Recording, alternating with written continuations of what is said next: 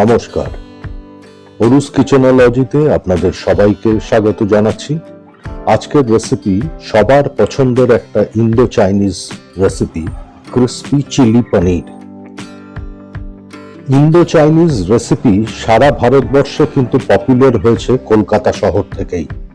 কলকাতা শহর থেকেই original Chinese লোকেদের প্রথম বসবাস ভারতবর্ষে, এবং সেখান থেকেই ইন্ডিয়ান এবং চাইনিজ মিশিয়ে এই ইন্দো চাইনিজ কনসেপ্টটা তৈরি হয়। এবং আজকে সারা ভারতবর্ষের প্রত্যেকটি রাজ্যে, প্রত্যেকটি শহরেই প্রায় এই ইন্দো চাইনিজ রেসিপির খুবই চাহিদা, সবাই খুব ভালোবাসে। আমি অথেন্টিক্যালি এই রেসিপিটা প্রেজেন্ট করার চেষ্টা করছি। এই রেসিপির দুটো খুব ইম্পর্টেন্ট পার্ট। একটা হচ্ছে যে কোনো ইন্দো চাইনিজ রেসিপিতেই ভেজিটেবল চপিং কাটিং, এই পার্টটা খুব ইম্পর্টেন্ট, যেটা একটু সময় সাপেক্ষ। রান্নায় বেশি সময় লাগে না, কিন্তু খুব তাড়াতাড়ি রান্নাটা করতে হয়। এই রেসিপির রান্নার ক্ষেত্রে যেটা খুব ইম্পর্টেন্ট পার্ট, সেটা হচ্ছে আমরা পনিরটাকে এক্স্যাক্টলি কিভাবে প্রিপেয়ার করে, ম্যারিনেশন বলুন বা কোটিং বলুন, সেটা করে আমরা কিভাবে সেটা ফ্রাই করব, এটা খুব ইম্পর্টেন্ট। অনেকে অনেকভাবে করে থাকেন, এর কোনো ফিক্সড রুল নেই যদিও, কিন্তু আমি চেষ্টা করেছি কিছু ইনফরমেশন কালেক্ট করে এই পার্টটা খুব অথেন্টিক্যালি আপনাদের সামনে প্রেজেন্ট করার। আপনারা দেখতে থাকুন, আশা করি আপনাদের ভালো লাগবে। আমি প্রথমে ভেজিটেবল কাটিংটা দেখিয়ে দিচ্ছি। পেঁয়াজের পেটাল বা কোয়াটা আলাদা করে নিতে হবে, তারপর একদম ভেতরের শক্ত পোর্শনটাকে ছোট কুচি করে নিতে হবে। পেঁয়াজের এই ভেতরের পোর্শনের কুচিটা একসাথে হয়ে যাবে স্প্রিং অনিয়নের হোয়াইট পার্ট। এই যে হোয়াইট পার্টটা দেখাচ্ছি, হোয়াইট পার্টটাকেও ছোট করে চপ করে পেঁয়াজের ভেতরের অংশের সাথে একসাথে আমরা ইউজ করব রান্নায়। গ্রিন পার্টটা, স্প্রিং অনিয়নের গ্রিন পার্টটা আলাদা ইউজ হবে, তার মেজর পোর্শনটা বেশিরভাগটা ইউজ হবে গার্নিশিং এ বা রান্নার একদম লাস্ট স্টেজে। বাকি যে জিনিসগুলো তার মধ্যে ইম্পর্টেন্ট হচ্ছে ক্যাপসিকাম বা বেল পেপার। এটা আমি 3টে কালারের নিয়েছি। আপনাদের যদি অ্যাভেলেবিলিটির জোগাড়ে কোনো অসুবিধা হয়, পেতে অসুবিধা হয়, তাহলে শুধু সবুজ ক্যাপসিকামই যথেষ্ট। শুধু সবুজ ক্যাপসিকাম দিয়ে এই রেসিপি অনায়াসে রান্না করা যাবে। রসুনটা বেশি লাগে বেশিরভাগ ইন্দো চাইনিজ প্রিপারেশনে, আমি দেখিয়ে দিলাম। রসুনটাও খুব ফাইনলি মিন্সিং হবে। সেটা কিভাবে হবে আমি আমার এই ভিডিওতেই দেখিয়েছি। ভিডিওটা একটু লেন্থ লম্বা হচ্ছে, ডিউরেশনটা একটু বেশি হচ্ছে। তার প্রধান কারণ হচ্ছে আমি খুব ডিটেলে প্রত্যেকটা স্টেপ দেখাবার চেষ্টা করছি আমার মতো করে, যতটা সম্ভব ভিডিওতে যতটা দেখানো যায়, বোঝানো যায়, আমি সেইভাবেই চেষ্টা করলাম। রসুন খুব ছোট করে মিন্সিং হবে, আদাও তাই একদম ছোট করে কুচি হবে, কাঁচা লঙ্কাও একটু ব্যাকা করে কুচি করে নিতে হবে। ক্যাপসিকাম কাটার এই প্রসেসটা আপনারা ফলো করতে পারেন। আমি আমার আগের দু একটা ইন্দো চাইনিজ রেসিপিতে, যেমন যতদূর মনে পড়ছে ভেজিটেবল স্টার ফ্রাই বা ফুলকপির মাঞ্চুরিয়ান, এগুলোতেও আমি হয়তো নিশ্চয়ই দেখিয়ে থাকবো কোনো রেসিপিতে ক্যাপসিকাম বা বেল পেপার চপিং এর নিয়মটা। বা চপিং বলতে আমি বলছি যে কিভাবে আমরা বেল পেপারটা প্রথমে কাটবো, ক্যাপসিকামটা প্রথমে কাটবো, যাতে আমাদের সুবিধে হয় কাটিং এ। আমি এই রেসিপিতে আজকে যেটা দেখিয়ে দিলাম, ঠিক উল্টো করে ধরে যে দাগগুলো দেখা যায়, সেই দাগ বরাবর নাইফটা চালিয়ে দিয়ে হাত দিয়ে টানলেই 3টে বা 4টে ভাগ হয়ে যাবে পুরো ক্যাপসিকামটা। তারপরে যে কোনো একটা পার্ট এভাবে নিয়ে নাইফটা দিয়ে হোয়াইট যে পোর্শনটা, সাদা পোর্শনটা দেখা যাচ্ছে, সেটাকে আস্তে করে ট্রিম করে দিতে হবে। ট্রিম করলেই সাদা অংশটাও বেরিয়ে যাবে, ভেতরের যে বীজগুলো, সিডস গুলো, এগুলো নাইফের পেছন দিয়ে একটু বাড়ি মারলেই বেরিয়ে যাবে।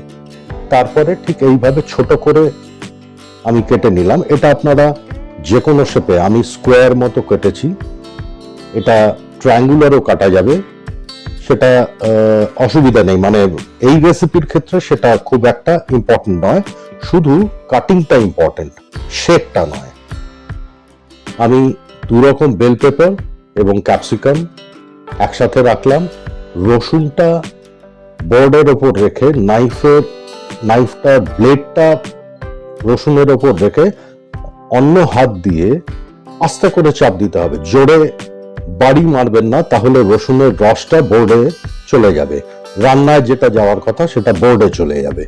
আমরা অ্যাকচুয়ালি রসের যে গন্ধটা সেটা তাহলে পাবো না, কারণ একটা কোয়া তো না, 20টা 25টা 30টা কোয়া থেকে যদি প্রত্যেকটার থেকে রস বের করে দিই আমরা, তাহলে একটা ভালো পরিমাণের রস কিন্তু আমরা মিস করব।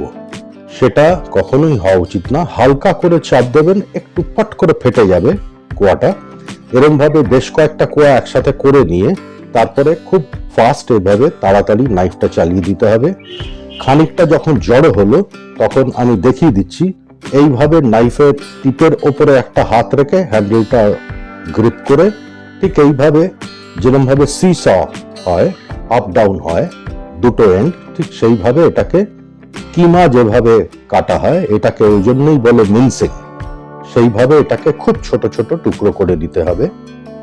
একটা প্লেটে আমি আদা, রসুন এবং কাঁচা লঙ্কা একসাথে করে নিচ্ছি। কাঁচা লঙ্কার প্রথমে যে ডাঁটিটা আছে ওটা কেটে সরিয়ে দিলাম। কাঁচা লঙ্কাগুলো খুব একটা লম্বা নয়, আমি যেগুলো আজকে ইউজ করছি এগুলো ঠিক এইভাবে স্লাইস করে নিতে হবে, একটু স্লান্টিং, একটু তাচ্ছা করে, ব্যাঁকা করে পাতলা পাতলা স্লাইস করে নিতে হবে। গোল কাটলে অতটা সুন্দর হবে না। পনির আমি 400 গ্রাম নিয়েছি। পনির প্রথমে ফ্রিজ থেকে বের করে বা প্যাকেট থেকে বের করে, যেভাবেই নিন আপনারা, একটা টাওয়ালের ওপর, টিস্যুর ওপরে এটা রেখে হালকা হাতে প্যাড করে, ছোট্ট করে আস্তে আস্তে প্যাডিং করবেন, করলে পরে জলটা সোক করে নেবে। পনিরের বাইরে অনেকটা জল থাকে, যত যত এটা বাইরে থাকবে নর্মাল টেম্পারেচারে, তত এটার থেকে জল রিলিজ হবে। আমাদের উদ্দেশ্যটা হচ্ছে যতটুকু সম্ভব খুব এক্সট্রা কিছু না করে পনিরের জলটাকে সোক করে নেওয়া। এবারে পনিরগুলোকে পিস করা। পনির পিস করার ক্ষেত্রেও, কাটিং এর ক্ষেত্রেও, এই রেসিপির ক্ষেত্রে আবার বলছি, ঠিক যেরকম ক্যাপসিকামের ক্ষেত্রে শেপটা ইম্পর্টেন্ট না, এই রেসিপিতে পনিরের ক্ষেত্রেও তাই। আপনারা লম্বা করতে পারেন, কিউব স্কোয়ার করতে পারেন, অথবা ট্রায়াঙ্গুলার করতে পারেন, যেটা আপনাদের ইচ্ছে হয়। পিসের সাইজটা কতটা হবে এরও কোনো নির্দিষ্ট মাপ নেই। যেরকম আপনাদের মনে হবে যে এইটা করলে আমার বাড়িতে আজকে সুবিধে, ঠিক সেইভাবেই করবেন। আমি আমার মতো করে পনির পিস করা দেখিয়ে দিলাম। এবার একটা প্লেটে সমস্ত পিসগুলো নিয়ে প্রথমে সামান্য একটু নুন ছিটিয়ে দিতে হবে। এটার কারণটা হচ্ছে, আপনারা জানেন আমি আমার অনেক রেসিপিতেই বলি, নুন হচ্ছে হাইগ্রোস্কোপিক, অ্যাটমসফেরিক ওয়াটারও টানে এবং যেটার উপরে দিচ্ছেন সেটার থেকে জলটাকে টানে, বাইরে বার করে। পনিরের ভেতরে যেটুকু এক্সট্রা জল আছে সেটাকে টেনে পনিরের সারফেসে, বাইরের সারফেসে জলটাকে আস্তে করে নিয়ে আসবে। 5 মিনিট 6 মিনিট এইভাবে নুন মাখিয়ে রেখে দিন। হাতে তুলে দেখতে পাবেন আমি যেটা বলছি। ক্যামেরাতে হয়তো অত পরিষ্কার আসছে না, আপনারা এটা করে দেখবেন পনিরের গাটা ভেজা ভেজা হয়ে গেছে। এর আগে কিন্তু আমি ট্যাপ করে নিয়েছিলাম বা প্যাড করে নিয়েছিলাম টিস্যু পেপারে, কিন্তু নুন দেওয়ার ফলে আবার একটু জল এসে গেছে। এইটা দরকার। কেন দরকার? এইবারে আমরা যে জিনিসগুলো দিচ্ছি, ধরুন সামান্য একটু ময়দা, একটু কাশ্মীরি মির্চ পাউডার, লাল মির্চ পাউডার, এগুলো হালকা হাতে একটু মিশিয়ে নেব। এই নুনের যে জলটা এসছে পনিরের গায়ে, জলের সাথে এই জিনিসগুলো যেগুলো আমি দিলাম, বা একটু সাদা গোলমরিচের গুঁড়োও আছে, খুব ভালোভাবে আটকে যাবে পনিরে। আর ময়দাটা এক্সটার্নাল একটা কোটিং হিসাবে কাজ করবে। কিন্তু একটা জিনিস খেয়াল রাখবেন, অনেকে ময়দা বেশি দেয় এই স্টেজে, এই জায়গাটায়, বা একটা স্লারি মতো খুব বানিয়ে নেয়। সেটা আমার মতে, আমার এটা পার্সোনাল মত, সেটা না করাটাই বুদ্ধিমানের কাজ। এবং না করলেই আমি যেভাবে দেখাচ্ছি এইভাবে যদি করেন, আপনারা দেখবেন যে একদম মানে ফ্যান্টাস্টিক ক্রিস্পি পনির তৈরি হয়ে যাবে। এবারে পনিরের মধ্যে আমি কিন্তু কর্নস্টার্চ দিলাম না। পনিরগুলো আমি প্লেটে রেখেছিলাম, যেগুলো ম্যারিনেট করবার সেগুলো লাগিয়ে। একটা আলাদা বাটিতে, আলাদা একটা পাত্রে, আলাদা একটা বোলের মধ্যে কর্নস্টার্চ নিয়ে সেখানে অল্প অল্প করে কয়েকটা করে টুকরো দিয়েছি আর মিক্স করেছি। ঠিক যেভাবে আমি মিক্স করলাম, বোলটা একটু বাঁ হাতে ধরে একটু কাত করে একদম তলায় ডান হাতটা নিয়ে হালকা করে উল্টে দিলাম। ঠিক এইভাবে একটু করার চেষ্টা করবেন, পনির ভাঙবে না এবং পারফেক্টলি কোট হয়ে যাবে কর্নস্টার্চে। এটা আমরা ফার্স্ট ফ্রাই করছি।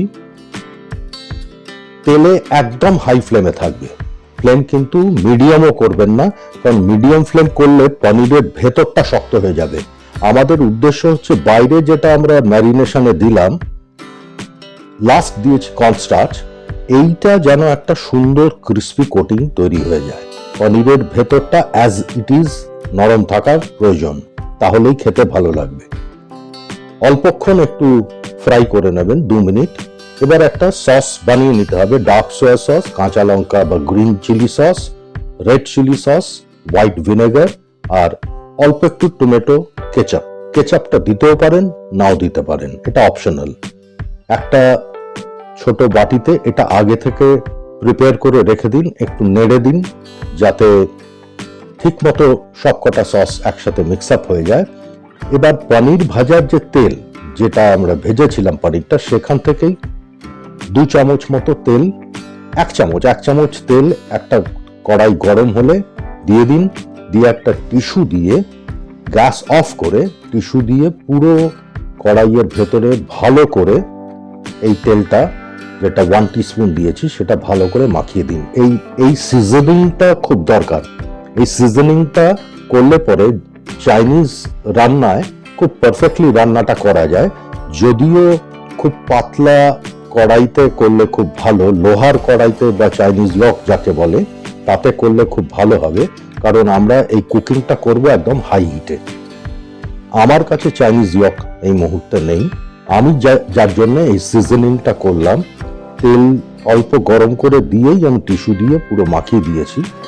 এবারে কুকিং এর জন্য 2 টেবিল স্পুন মতো আমি সাদা তেল দিয়েছি।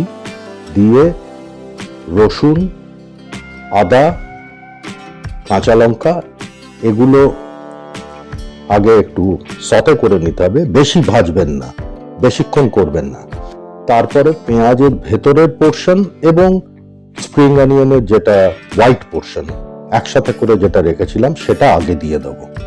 ফ্লেম হাই থাকবে, একটুক্ষণ নেড়ে নেব, 30 সেকেন্ড নেড়ে নিয়ে পেঁয়াজের যে পেটেলস গুলো বা বাল্বস গুলো, যেগুলো কোয়াগুলো রেখেছিলাম, সেগুলো সব দিয়ে দিলাম একসাথে। দিয়ে 15-20 সেকেন্ড খুব ভালোভাবে এই যে নাড়া, এটা কিন্তু বন্ধ করবেন না, যাতে প্রত্যেকটা জিনিস ঠিকমতো হালকা হালকা ফ্রাই হয়ে যায়। তারপরে দিয়ে দেবো সমস্ত বেল পেপার, ক্যাপসিকাম যা কেটে রেখেছি সব একসাথে দিয়ে দিলাম। বেল পেপার গুলো দেওয়ার পরে আরো 30 সেকেন্ডের মতো, আধ মিনিটের মতো কন্টিনিউয়াস স্টার করতে হবে। যা কিছু ভেতরে যাচ্ছে সেগুলো সমানে যাতে নাড়া যায় সেটা একটু খেয়াল রাখবেন। দিয়ে দিলাম অল্প একটু নুন দিয়ে আবার একবার একটু নেড়ে দিচ্ছি 10-12 সেকেন্ড। তারপরে দিয়ে দিচ্ছি যে গ্রিন পার্ট, যেটা সবুজ অংশ স্প্রিং অনিয়নের, খুব অল্প, মানে ধরুন 1 টেবিল স্পুন মতো, 1 টেবিল স্পুনের মতো আমি দিয়ে দিলাম। এবারে একটা মর্টার পেস্টেলে আমি সাদা গোলমরিচ থেতো করে রেখেছিলাম দিয়ে দিলাম। আর এটা খুব ইম্পর্টেন্ট, ভেজ অ্যারোম্যাট পাউডার, এটা 1 টেবিল স্পুন দিলাম। এটা আমি বলেছি যে কোনো ইন্দো চাইনিজ রেসিপিতে এটা দেওয়ার চেষ্টা করবেন, অনলাইনে পেয়ে যাবেন, মার্কেটেও পেতে পারেন, ভালো গ্রসারি স্টোরে রাখে। এটা অতি অবশ্যই চেষ্টা করবেন দিতে। এটারই ফ্লেভার কিন্তু চাইনিজে অ্যাকচুয়ালি আমাদেরকে অ্যাট্রাক্ট করে। আমরা যখন যে কোনো চাইনিজ রেস্তোরাঁতে ঢুকি একটা অন্যরকম গন্ধ পাই না, এটা কিন্তু বেসিক্যালি তাই। ভেজিটেবল স্টকের গন্ধ তাদের কিচেনে হতে থাকে, কন্টিনিউয়াসলি স্টকটা বানাতে থাকে, আর এই ভেজ অ্যারোম্যাট পাউডার, এই দুটোর কম্বিনেশনের গন্ধটাই কিন্তু চাইনিজ রেস্তোরাঁতে আমরা পাই। যাই হোক, আমি স্ক্রিনে যা যা দিচ্ছি স্ক্রিনে আমি দেখিয়ে দিচ্ছি কোনটা কতটা মাপের দিচ্ছি। একটু চিনি দিয়েছি, সসটা দিয়ে দিলাম। সসটা দিয়ে মিনিট খানেক একটু নাড়তে হবে। খেয়াল রাখবেন ডার্ক সোয়া সস একটু যদি হাই ফ্লেমে কুকিং হয় তাহলে খুব সুন্দর একটা গন্ধ আসে। একটা স্মোকি ফ্লেভার যেটাকে বলে সেটা তৈরি হয়ে যায়। একটু জল ওই বাটিতে যেটাতে আমি সসটা বানিয়েছিলাম সেই বাটিতে দিয়ে দিলাম। এই স্টেজে খুব ফাস্ট একটু কাজ করতে হবে। 3 চামচের মতো কর্নস্টার্চ নিয়ে আমি একটা স্লারি বানিয়ে নিয়েছি, সেটাতে জল দিয়েছি ডাবল, যতটা কর্নস্টার্চ তার ডাবল জল দিয়ে ভালো করে নেড়ে নেবেন, কারণ কর্নস্টার্চ না হলে নিচে সেডিমেন্টেশন হয়ে যাবে, থিতিয়ে একটু দলা পাকিয়ে যাবে। নেড়ে প্রথমেই পুরোটা দিচ্ছি না, এটা আপনারা জানেন। প্রথমে 3 চামচ আমি দিলাম, দিয়ে মিক্স করলাম, দেখলাম যে আরেকটু ঘন করতে হবে, আরো 3 চামচ দিলাম, দিয়ে পুরোটা মিক্স করে, পুরোটা আমি ইউজ করলাম না, আমি 3 চামচ প্লাস 3 চামচ টোটাল 6 চামচ দিলাম, দিয়ে ভালো করে মিক্স করে আমাদের কুকিং প্রায় শেষ। অসাধারণ ক্রিস্পি চিলি পনির। একটু স্প্রিং অনিয়ন গ্রিন পার্ট ছড়িয়ে দিতে হবে। সার্ভ করবার জন্য একদম রেডি। ভিডিওটা একটু ধৈর্য ধরে লম্বা ভিডিও আপনারা দেখলেন, সেজন্য প্রত্যেককে ধন্যবাদ জানাচ্ছি, আর অপেক্ষা করছি আপনাদের সকলের সাবস্ক্রিপশনের। সকলের ভালোবাসা শুভেচ্ছা পেলে আমি আরো সুন্দর রেসিপি, ভালো ভালো রেসিপি আপনাদের জন্য নিয়ে আসব। দেরি না করে বাড়িতে বানিয়ে ফেলুন এই অসাধারণ ক্রিস্পি চিলি পনির। সবাই ভালো থাকুন, আবার দেখা হবে শিগগিরই। ধন্যবাদ।